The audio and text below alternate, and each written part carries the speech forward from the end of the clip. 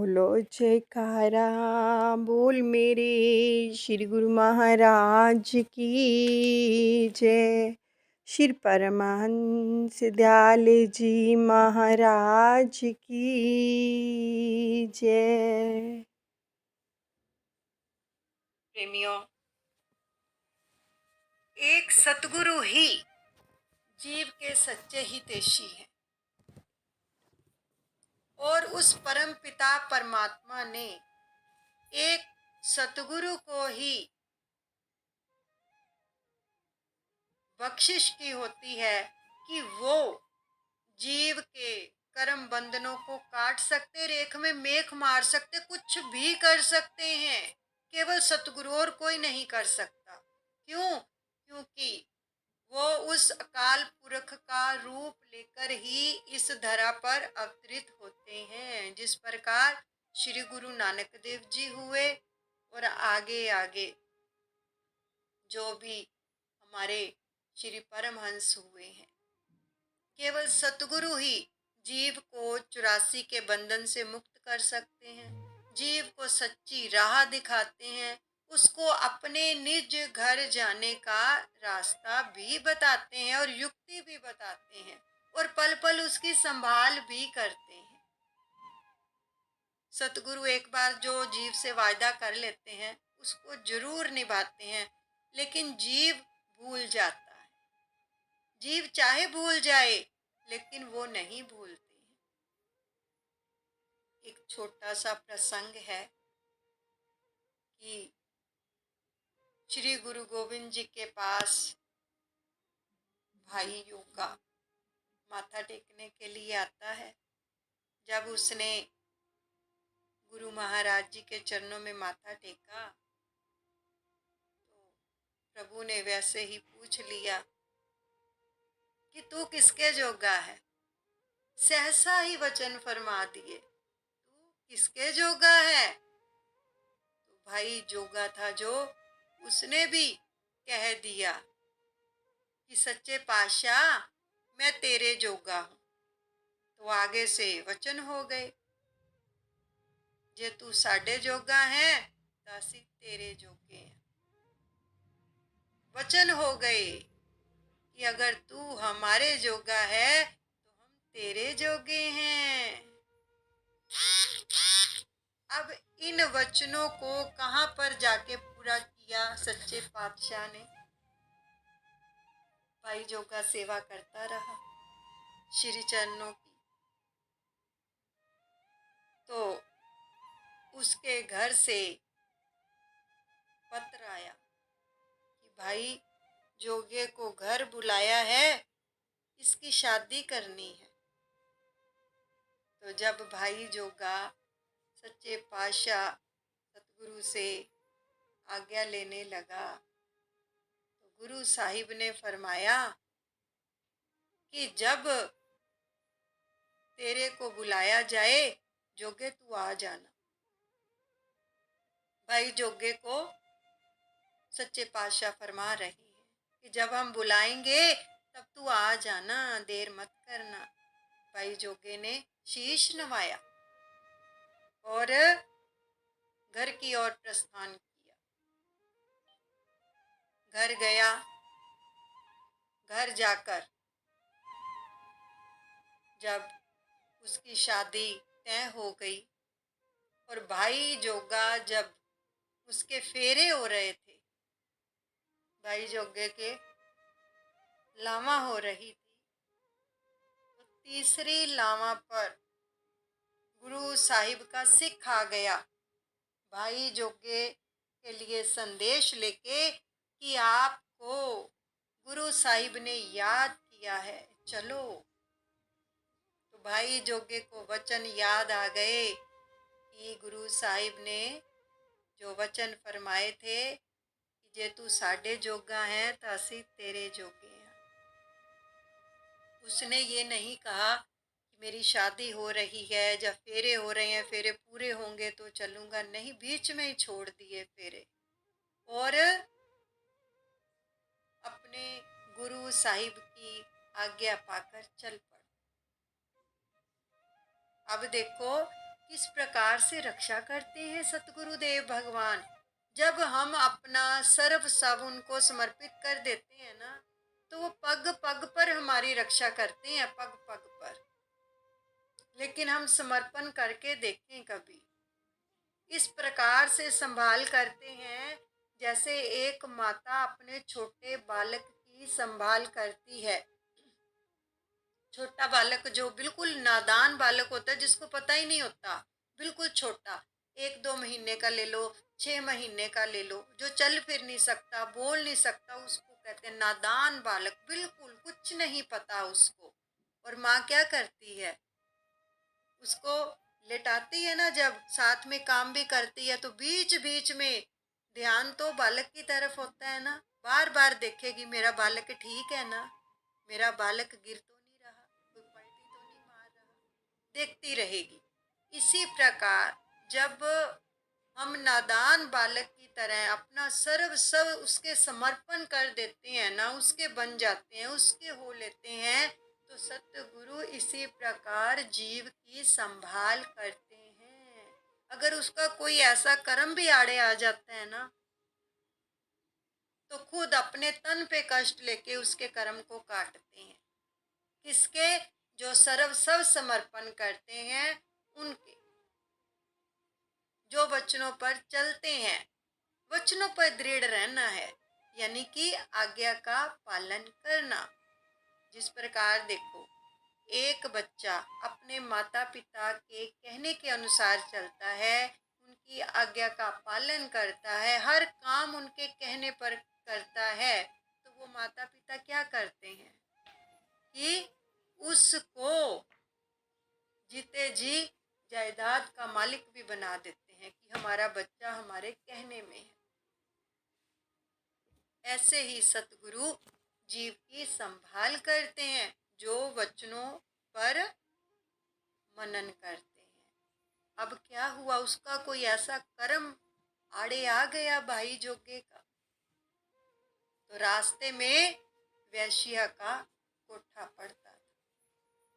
कोई ऐसा कर्म उसके आड़े आ गया, वो सीढ़ियां चढ़ गया वैश्या के कोठे। उधर गुरु साहिब को, वो तो अंतर्यामी है, घट घट के पट पट की जानत, भले बुरे की पीर पछानत। सब जानते हैं कि हम क्या करते हैं, क्या नहीं करते, कैसे विचार हमारे मन में उठते हैं, हर बात की उनको खबर रहती है, हर बात। तो उधर गुरु साहिब को जब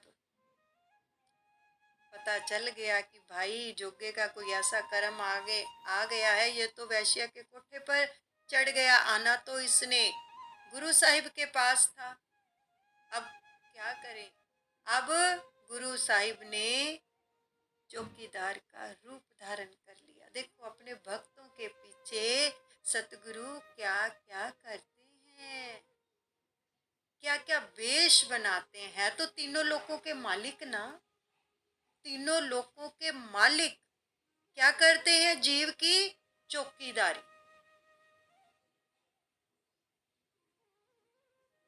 बड़े ध्यान से सुनो इस प्रसंग को।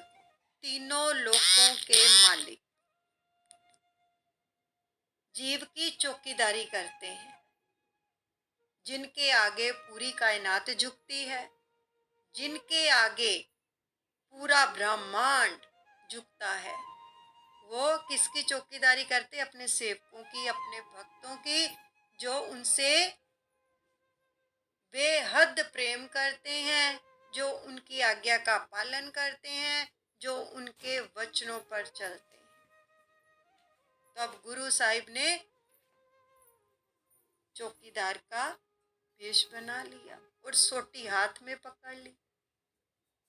भाई जोगे को वैश्या के कमरे में नहीं जाने दिया। देखो, एक कर्म अगर सतगुरु रक्षा ना करें तो एक ही कर्म नरकों में ले जाएगा। एक ही ऐसा कर्म हमें नरकों में ले जाएगा, जहां से निकलना असंभव होगा। नरकों से कितने कितने समय बीत जाता है, युग बीत जाते हैं नरकों में पड़े हुए। अगर उसकी कृपा ना हो तो जीव नरकों से नहीं निकल सकता। ये तो उसकी अपार कृपा है, अपार रहमत है, जो जीव के ऊपर इस प्रकार से अपनी रहमत की कृपा दृष्टि फरमाते हैं और जीव को बचाते हैं काल और माया के पंजे से। तो अब पूरी रात गुरु साहिब पूरी रात जाग कर पहरा देते हैं, भाई जोगे को अंदर नहीं जाने देते।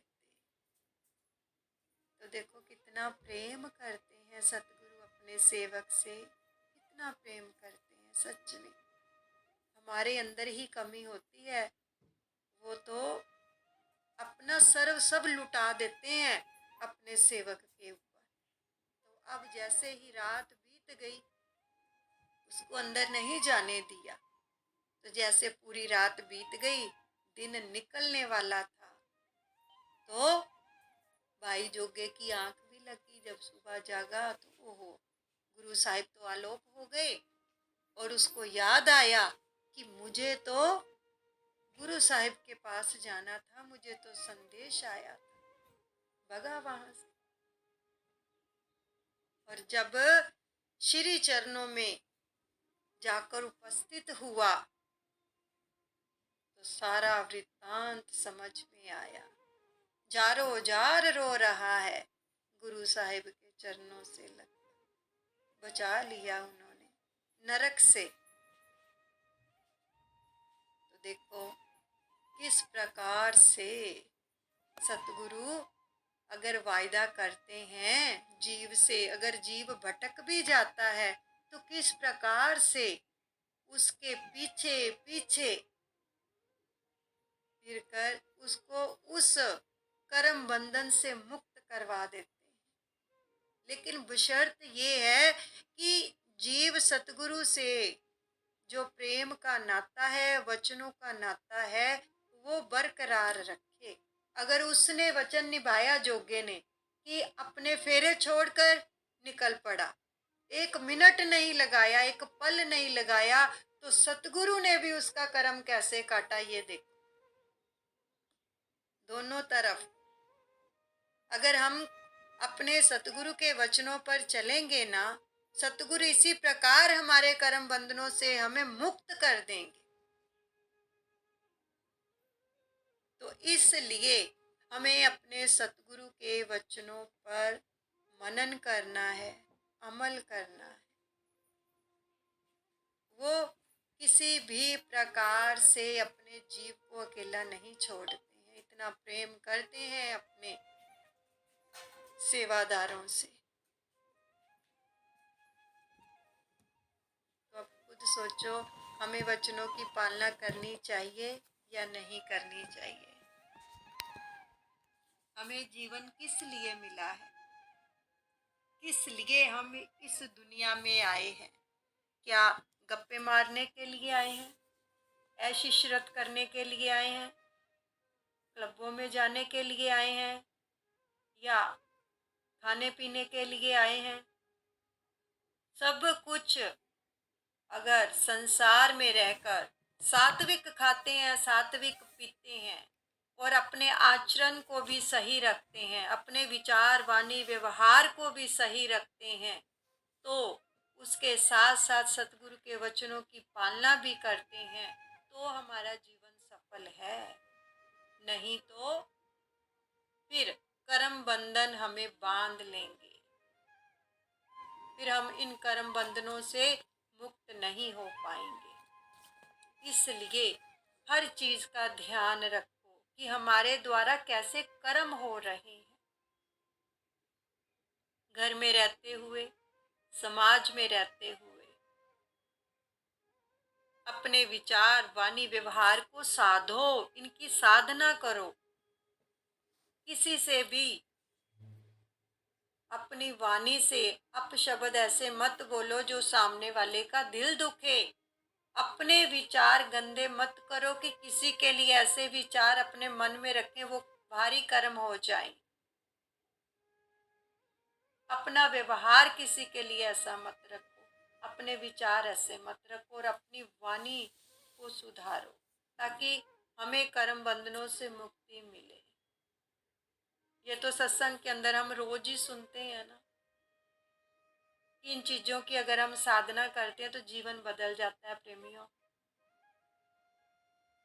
थोड़ा थोड़ा सा भी अगर हम ध्यान देते हैं ना इन चीजों की ओर, तो सच में हमारा मन सुमिरन में लगने लगता है। सच बताना, जब घर में हम रहते हैं अपने सदस्यों के साथ, अगर किसी के साथ भी हम ऊंची वाणी में बात कर लेते हैं, लड़ाई झगड़ा हो जाता है, तो उस दिन क्या आपका मन सुमिरन में लगता है? नहीं लगता ना। उस दिन आप कहते हो कि हमारा तो खाना खाने का भी दिल नहीं करता, किसी से बात करने का भी दिल नहीं करता। तो इसी प्रकार अगर हम अपनी वाणी की साधना करेंगे तो घर में कितनी खुशहाली रहेगी और हमारे कर्म भी भारी नहीं होंगे। ये हमारे ही कर्मों का दोष होता है जो सामने वाला जैसा भी व्यवहार करता है। जिस दिन अपने आप को दोषी मानना शुरू कर दिया ना, उस दिन सारे मसले हल हो जाएंगे। क्योंकि श्री बेनती में आता है, मैं अपराधी जीव हूँ, नख शिक भरा विकार, अपनी दया से सतगुरु कीजिए भव से पार। कहते हैं ना, रोज पढ़ते हैं लेकिन अमल नहीं करते हैं। हम रोज कहते हैं कि मैं अपराधी हूँ और मेरे नख से लेके, यानी कि पैरों के नाखून से लेके सिर के बालों तक अपराधों से मैं भरा हुआ हूँ। सतगुरु अपनी कृपा दृष्टि से मुझे भवसागर से पार कर दीजिए। लेकिन अगर सामने वाला हमें कुछ कहता है, वहां हम अपने आप को दोषी ठहराने के लिए, पता नहीं, मतलब कि दोषी नहीं ठहराते हैं कि हम सही हैं, हम सही हैं, हम सही हैं, यहीं से बात आगे बढ़ती जाती है। अगर एक बार बोल दो हाँ जी हमारी गलती है, हम ही अपराधी हैं, हमारा ही कोई कर्म ऐसा होगा जो आज हमारे सामने ऐसा हो रहा है, हमारा ही कोई कर्म होगा पिछला, हमने ही किया होगा, तो बात खत्म हो जाती है। लेकिन हम विनती में पढ़ते हैं, मैं अपराधी जीव हूँ, नक शिक भरा विकार, विकारों से भरा हुआ हूं मैं, अपराधी हूं मैं, लेकिन मानने के लिए तैयार नहीं होते। तो फिर बताओ आरती गाने का फायदा क्या, ये बताओ। जब हमने मनन नहीं करना है वचनों के ऊपर, तो फिर आरती गाने का क्या लाभ? ये वचन है सारे दर्ज, जितनी भी श्री आरती की रचना की गई है ना, इसके अंदर प्रभु के वचन है। अगर हम एक एक वचन के ऊपर मनन करेंगे ना, हमारा जीवन सुधर जाएगा। श्री आरती में आता है, तत् स्नेह प्रेम की बाती योग यगिन जिनके, आरती लायक सोजन जो है शुद्ध मन के। क्या हमारा मन शुद्ध है? सच बताओ, गाते तो हैं कि आरती के लायक भी वो ही हैं जिनका मन शुद्ध है। अगर हम आरती के लायक भी नहीं है तो क्या फायदा? अपने आप को शुद्ध करें, अपने अंतकरण को शुद्ध करें। अंतकरण कब शुद्ध होगा?